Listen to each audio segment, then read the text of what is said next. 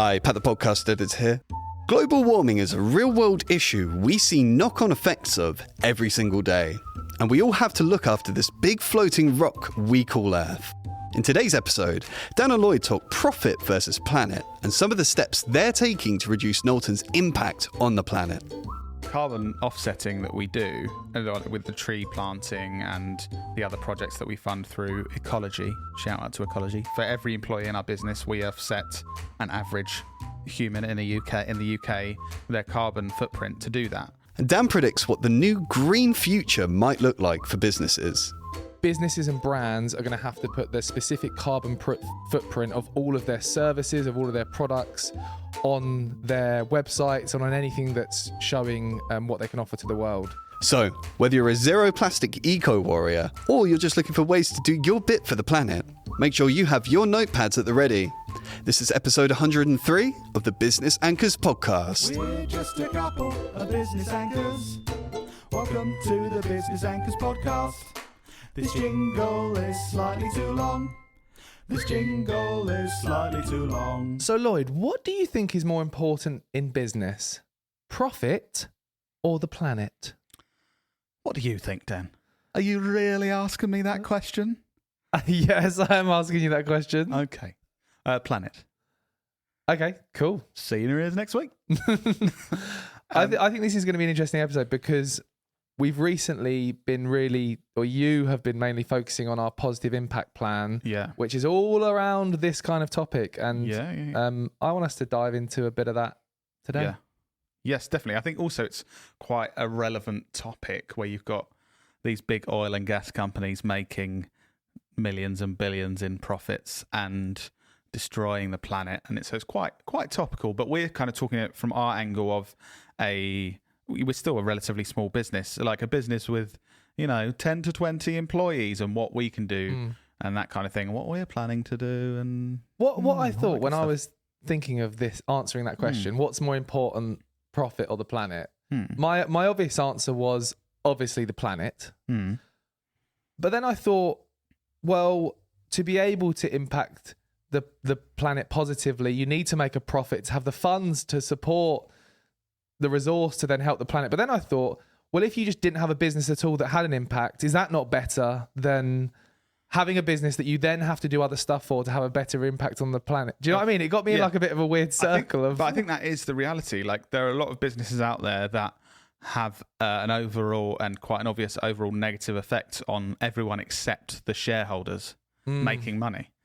And it might say you're a small business who is setting fire to plastic. That's your business, right? What business You're just a guy called Brian who someone goes, I got plastic I need to get rid of, and he goes, give me 30 quid, I'll burn it, right? What?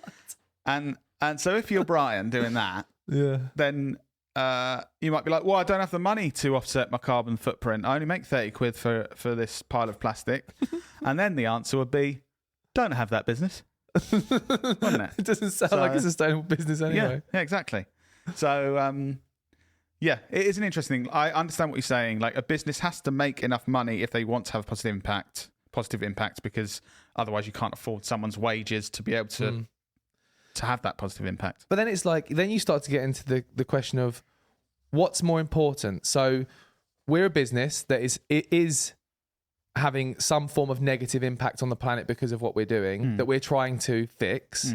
But we're having a positive impact, hopefully, on our team, supporting their livelihoods, supporting them to be able to afford to buy food and shelter and all that kind of stuff. So we could just completely shut our business down and cancel all the negative impact we're having, but then that would negatively impact our team. And it's like, what's more important, our team or the planet? Well, that's or our local community or the planet? But our positive impact plan, so our kind of overarching thing is to that Knowlton will never have a negative Yes, that Knowlton will not have a negative impact and have a more positive impact every day.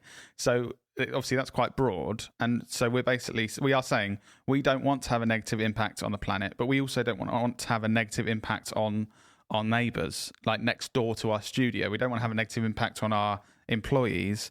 and our local community. So I think we're not saying like, right, guys, we're spending all the money on planting trees, so you've all got to have a pay cut.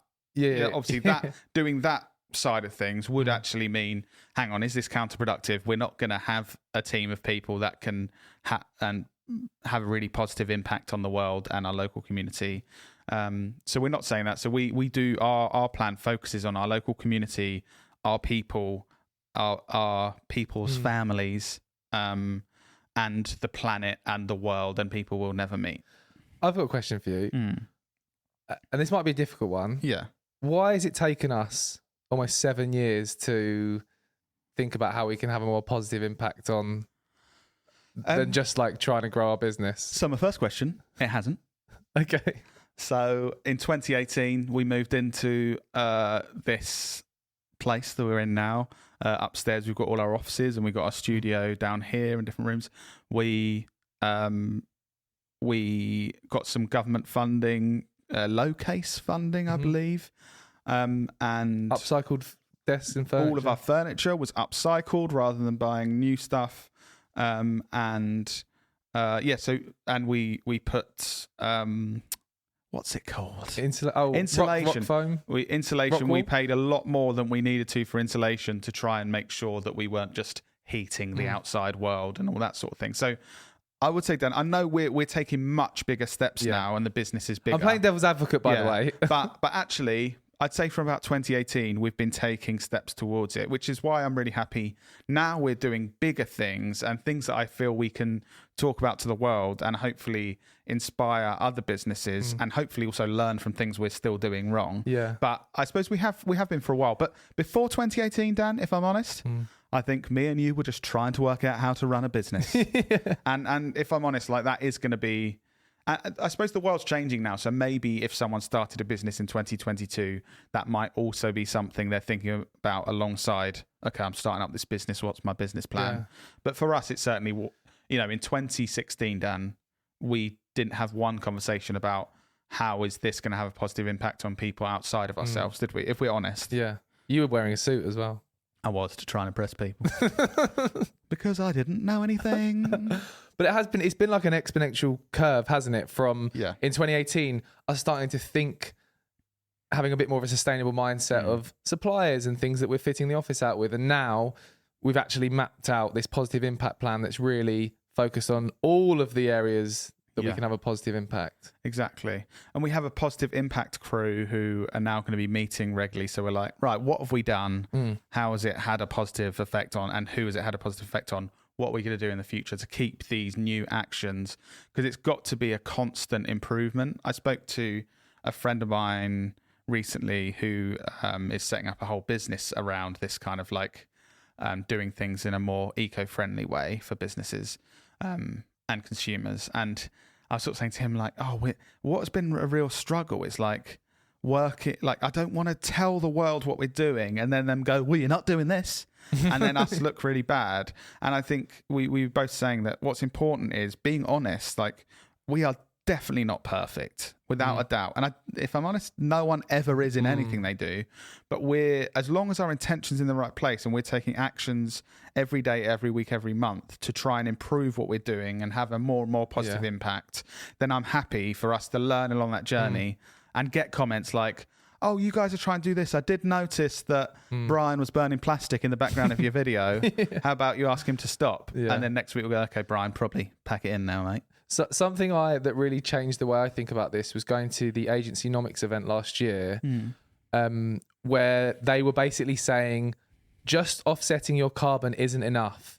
That's basically trying to put a plaster over a problem that you've caused by not doing other things like looking for more sustainable ways of working. And I think we do offset carbon, but we're also really focusing on like choosing more sustainable suppliers and changing the way we work. And the carbon offsetting that we do with the tree planting and the other projects that we fund through Ecology, shout out to Ecology, spelt with an I at the end, that's actually our last resort. So we're trying to reduce our carbon footprint and have, like we're saying, no negative effect and have a much more positive effect with everything we do.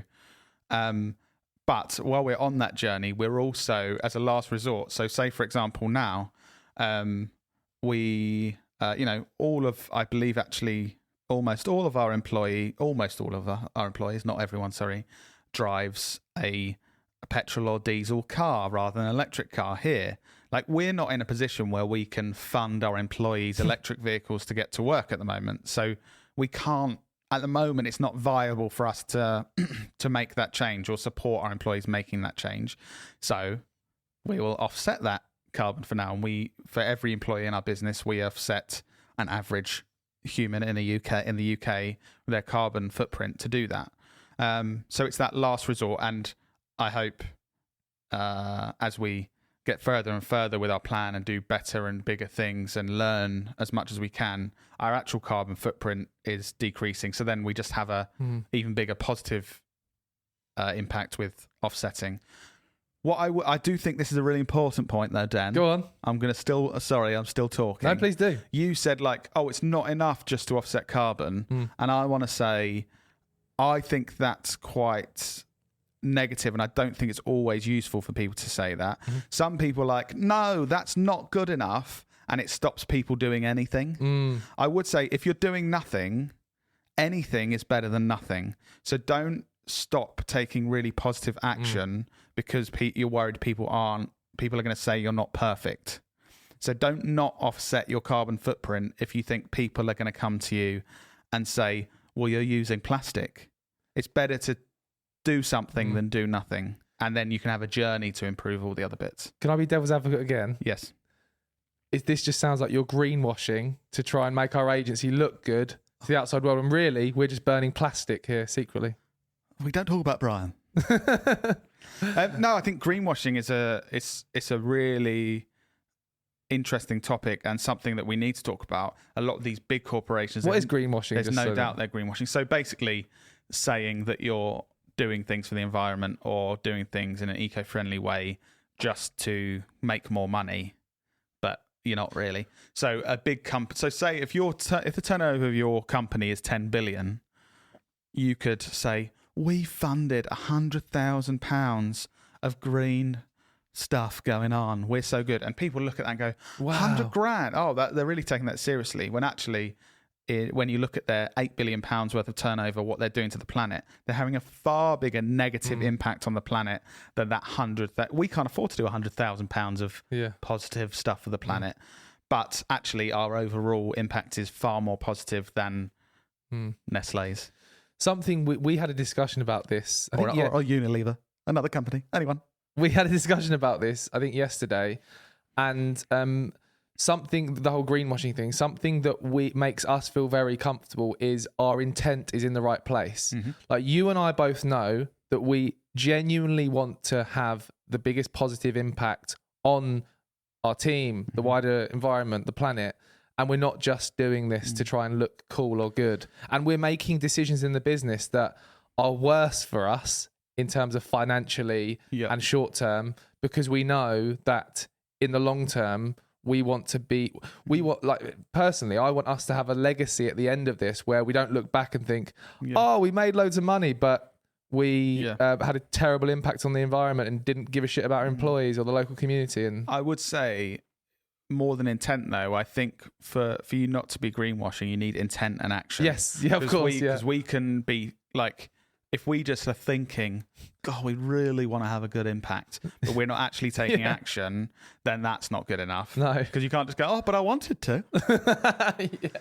So I think intent and action, because a lot of these big corporations, they don't have the intent, but they are taking some action. Like, no, we're doing this thing. But I think you need both.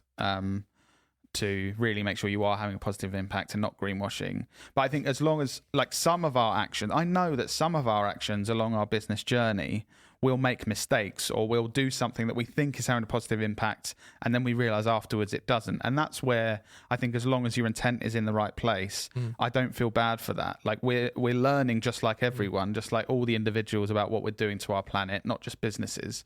I think as long as your intentions are in the right place and you're learning from those actions, even if not every step is in the right direction, then I'm happy.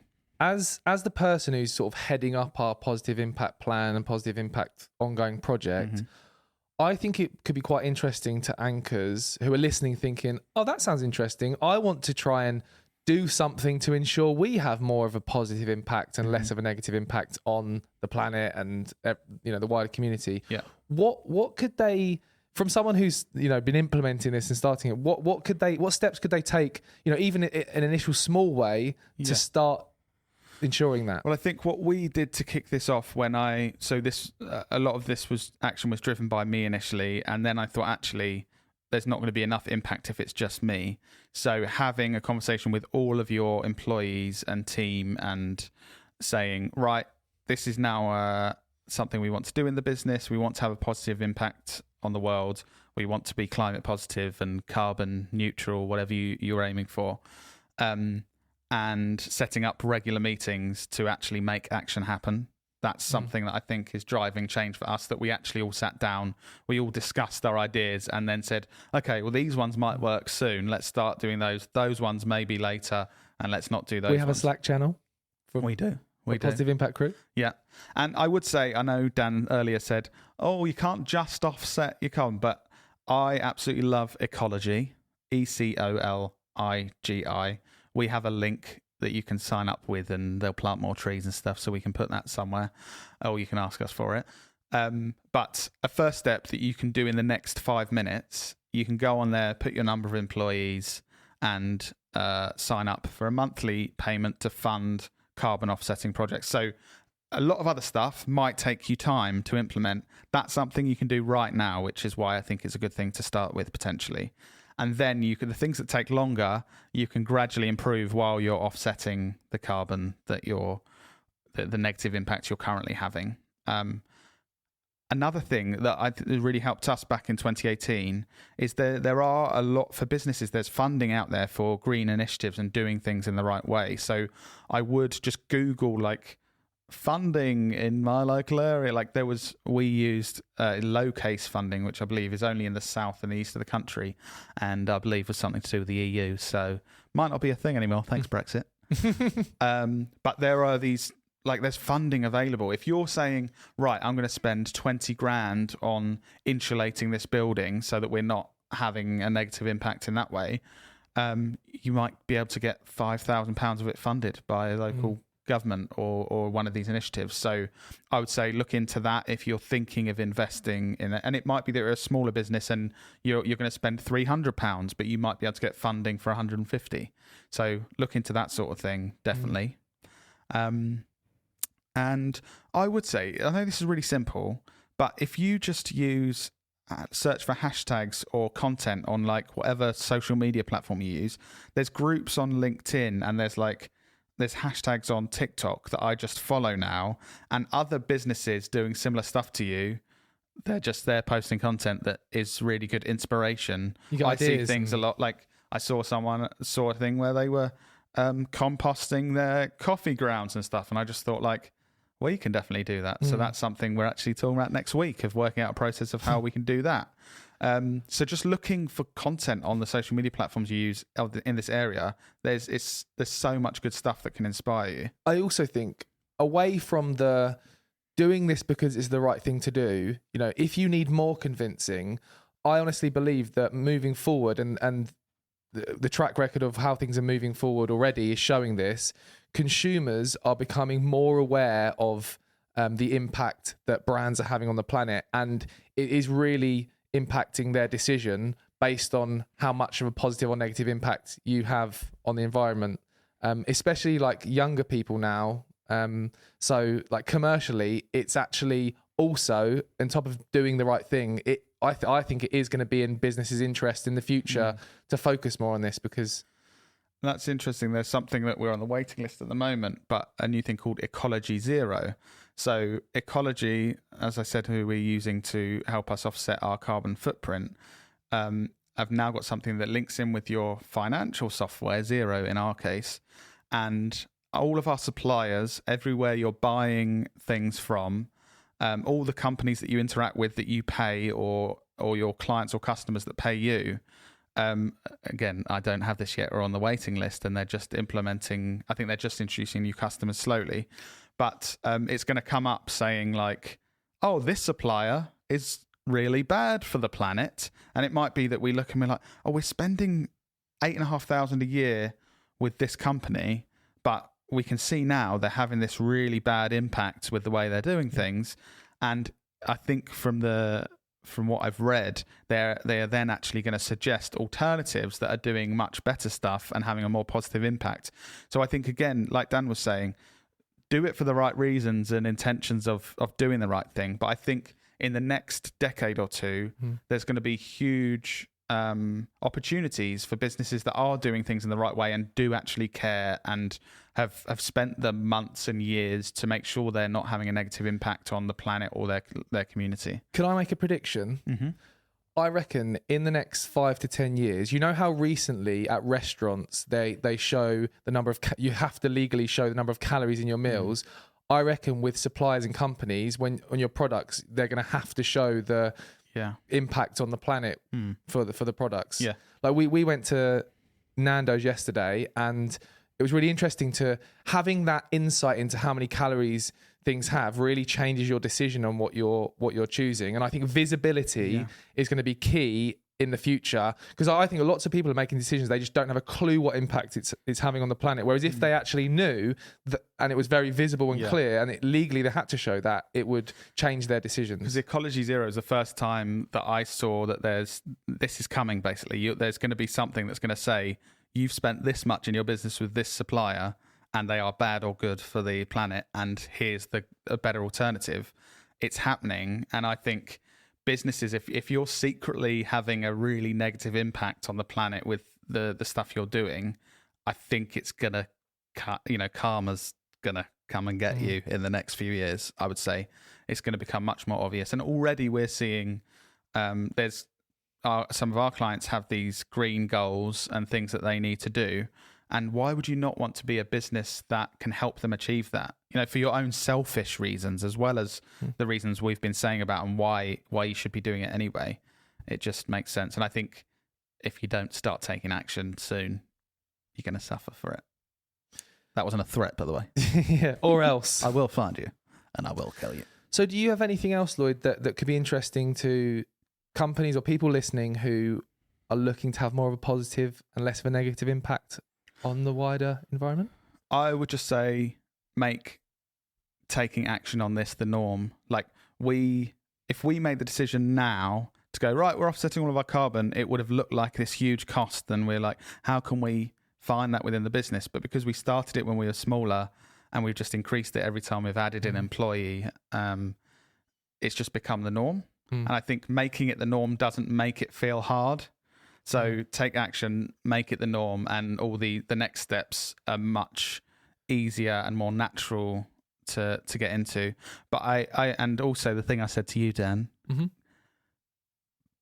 perfection is the enemy of progress. So don't let someone on the internet or your friend or family or colleague saying you're not doing this right stop you doing anything. Take action now to improve where you are with the impact you're having on the planet, and know that it's a journey and it's going to be step by step. I think in life, this is too much of a thing of perfection stopping progress. Like, oh, I'm not going to go to the gym because I ate 3 donuts yesterday, so what's the point? It's exactly the thing of like, oh, I'm not going to offset my carbon because I threw away that plastic fork yesterday. It makes absolutely no sense and it's illogical. So don't let perfection be the enemy of progress.